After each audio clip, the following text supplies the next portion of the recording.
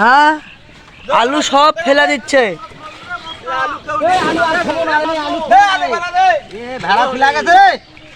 30 বছর পর আলু লাগান লাগবে। 30 বছর পর 30 বছর পর্যন্ত দাম এরকম থাকবে। এইরকমই থাকবে 30 বছর। তাই আসো আসো আব্বারা, আসো আসো, 200 টাকা মন লিয়ে আসো। আসো এমন আলু বিক্রি 10 টাকা 20 টাকা ভাড়া। কে লাগাছে? লাগাই কে রে? আসো, কৃষকের আলু ওই যে জমি থেকে সংগ্রহ করে নিয়ে আসছে যে ব্যাপারী ভাইয়েরা, ওই যে 1 কিলোমিটার দূর থেকে নিয়ে এসে এখানে ধোয়া হচ্ছে। এখন আলু না ধুলে আর খায় না।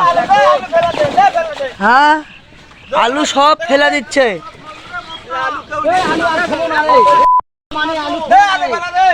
ভেড়া খুলে গেছে। না, আলু ফেলে দিচ্ছে নাকি?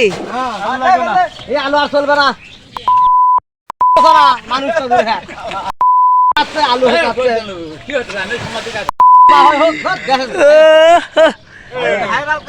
যাই লাগাছে আলু ভাই, তাই করেছে আলু আলু।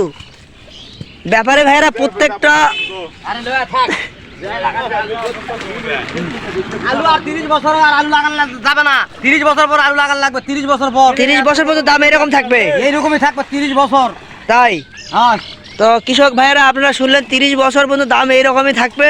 আলু লাগান বন্ধ দাও। আলু লাগানো বন্ধ করে অন্য চাষ করো।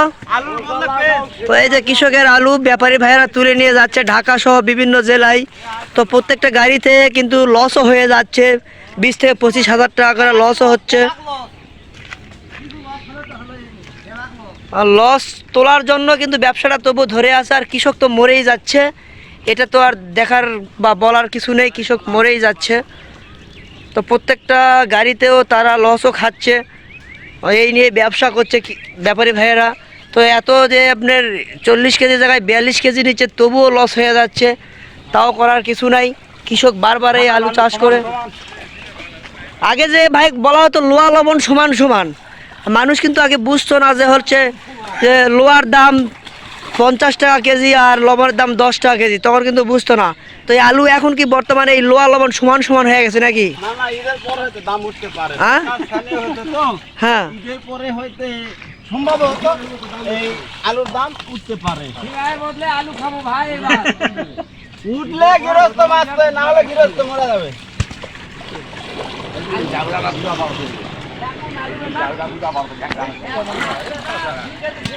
তো অনেকে কিন্তু ঈদের পর দাম একটা ওঠার আশায় কিন্তু রাখা দিচ্ছে না। হ্যাঁ, একা দিচ্ছে। এখন আলু বেচা 2 কেজি সিঙ্গার পাওয়া যাচ্ছে না সুন্দর দা। তাহলে আলু লাগা কি লাভ?